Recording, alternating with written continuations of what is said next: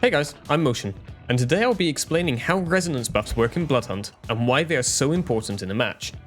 These little guys come in a few different colours and are scattered throughout Prague, but in a few seconds they can take you from an average Joe to a movement king or a melee queen.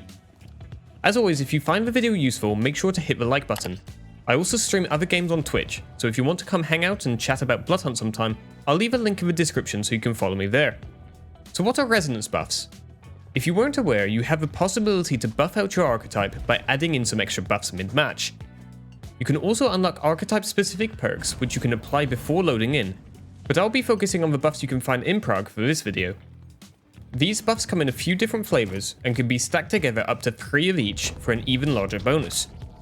You'll find that the buffs get increasingly better the more you stack them, so aiming to max out 1 or 2 different buffs will be better in general than a smaller spread across the board. Which buffs you should aim for will depend on which archetype you're using and your general playstyle, but I'll likely do another video covering the best combinations for each in the future, so make sure you subscribe with notifications on so you don't miss that one. There are currently 4 different resonance buffs that you can find scattered around Prague, and they come in the form of mortals with a coloured glow, which you can see when you use your focus ability. You will have to feed on these mortals to gain their resonance. Each colour designates a different type of buff, each stackable up to 3 maximum for a total of 12 potential boosts per match. You can't just load in and go on a feeding spree, however. You are allocated 3 potential slots to fill in the beginning of the match, and you will have to unlock extra slots by diablerizing downed enemies, with each successful execution gaining you 1 additional slot.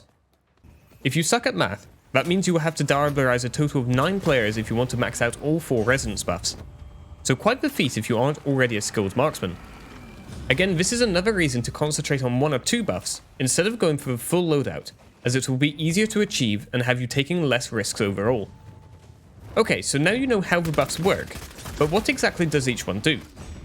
The purple mortals will give you a melancholic buff, which will reduce your clan ability cooldown by 10%.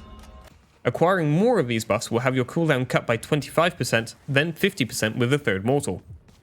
This is a great buff to go for if you're an aggressive player and often find yourself in fights with multiple people. The pink mortals will give you a sanguine buff, which will allow you to regenerate health passively by 1 hit point per second for the first, then 2 and 4 per second by stacking them.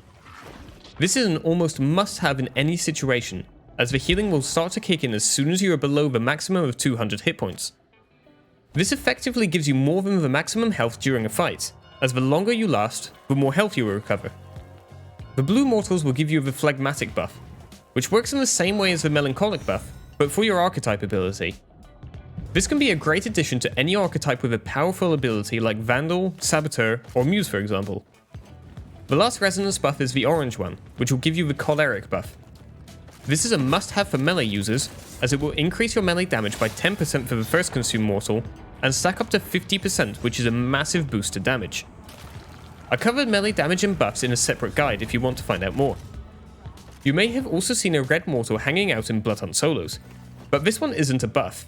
This mortal will give you an extra life if you have died and respawned. This resonance can only be found in Bloodhunt solos mode, and not in the regular battle royale modes. The extra lives cannot be stacked however, so feeding on one when you already have an extra life will only refill your health like the normal mortals will.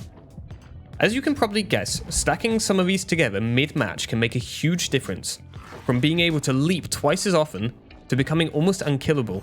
Mortals are scattered all around Prague, but are more present in areas like Terrace and Memorial Park, so head towards these locations if you're struggling to find the buffs you want.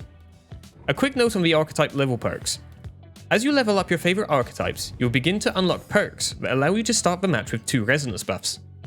While these are a great choice and can really help cut down on the looting time, they don't unlock any extra resonance slots themselves, so you will only be able to feed on 1 mortal in Prague before needing to die up to unlock more. This isn't a game changer, but something to be aware of.